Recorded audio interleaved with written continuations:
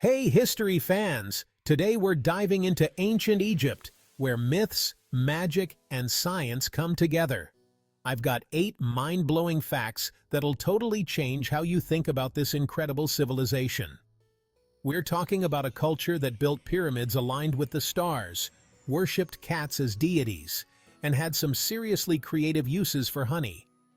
Get ready to have your minds blown by the ingenuity and, let's be honest, sometimes bizarre practices of the ancient Egyptians. Let's jump right in. We all know the Nile River was the lifeblood of ancient Egypt, right? But did you know that the pharaohs took a hands-on approach to ensuring a bountiful harvest?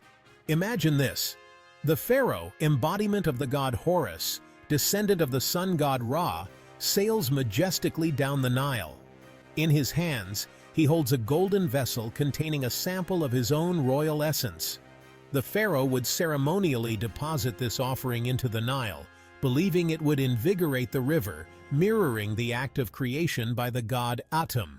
This ritual wasn't just about superstition, it was about maintaining cosmic balance, ensuring the continuation of their civilization.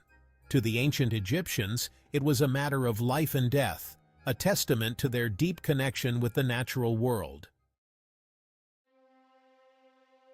Let's talk about Cleopatra, the last pharaoh of ancient Egypt. But here's a fact that'll warp your sense of historical time. Cleopatra lived closer to the invention of the iPhone than she did to the building of the Great Pyramid of Giza. The pyramids were already ancient history in Cleopatra's time. Cleopatra died in 30 BC. The Great Pyramid was completed around 2560 BC. The first iPhone was released in 2007 AD. That's a difference of roughly 2037 years from Cleopatra's death. Mind-blowing, right? It just goes to show you how vast and mind-boggling the scope of history truly is. Okay, let's talk about something a little lighter. Baby predictions. Ancient Egyptian style. The ancient Egyptians had their own method for predicting the sex of an unborn child, and it involved a little agricultural magic. A woman hoping to learn the sex of her child would plant 2 seeds, 1 barley and 1 wheat, in separate containers. If the barley sprouted first, it meant she was having a boy. If the wheat sprouted first, it was a girl. Barley, a more robust grain, was associated with masculine strength. Wheat, with its delicate stalks and life-giving grain, represented femininity and nourishment. It's a reminder that even in ancient times, people were fascinated by the mysteries of life and sought answers in the world around them. Mummification, the ancient Egyptian art of preserving the dead, is both fascinating and a little creepy. But here's a detail that might make you tilt your head in confusion. They removed the brain through the nose. The Egyptians went to great lengths to preserve the body for the afterlife, but they didn't think the brain was all that important. They believed that the heart, not the brain, was the seat of intelligence, emotion, and personality. So, while the brain got the unceremonious nose treatment, the heart was carefully preserved within the body.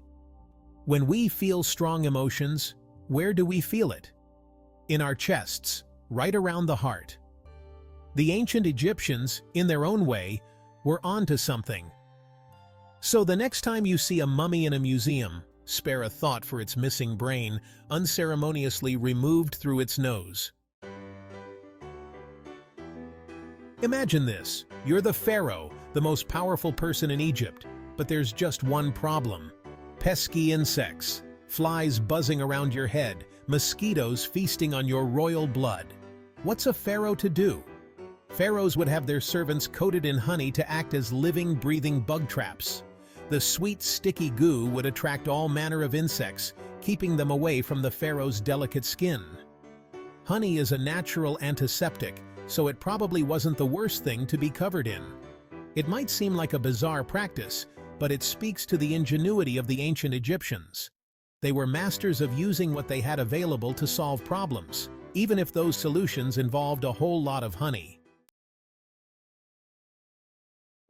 We all know the ancient Egyptians loved their cats, but their feline obsession went beyond mere adoration. It extended to elaborate mourning rituals. When a family cat died in ancient Egypt, the entire household would go into mourning. We're talking full-on, shave your eyebrows off grief. In ancient Egyptian culture, eyebrows were considered a sign of beauty and status.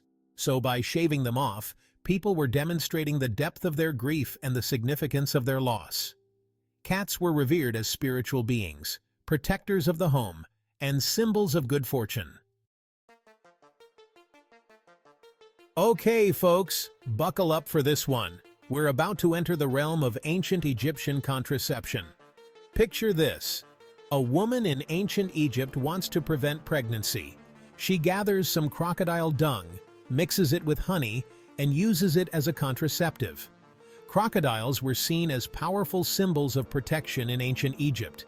So it's possible they believed that crocodile dung could act as a barrier against pregnancy. As for the honey, it was known for its antibacterial properties. Needless to say, this method was probably not very effective, but it does highlight the lengths to which people went to control their fertility. We all know salt as that white crystalline stuff we sprinkle on our food. But in ancient Egypt, salt was more than just a seasoning. It was a valuable commodity, a symbol of wealth, and even a form of currency. It was so precious that it was used to pay wages, barter for goods, and even given as gifts to the pharaoh himself. Salt was essential for preserving food in the hot Egyptian climate. It was also used in religious ceremonies, medicinal treatments, and even mummification. So, the next time you reach for the salt shaker, take a moment to appreciate the humble yet mighty mineral. Ancient Egypt was an incredible world of its own, from eyebrow-shaving cat lovers to honey-covered human bug repellents. They were brilliant astronomers, architects, and engineers, but they also had some, shall we say, interesting beliefs and practices. But that's what makes studying history so fascinating, right? It's a glimpse into the minds of people who lived so long ago, who saw the world in ways we can barely imagine.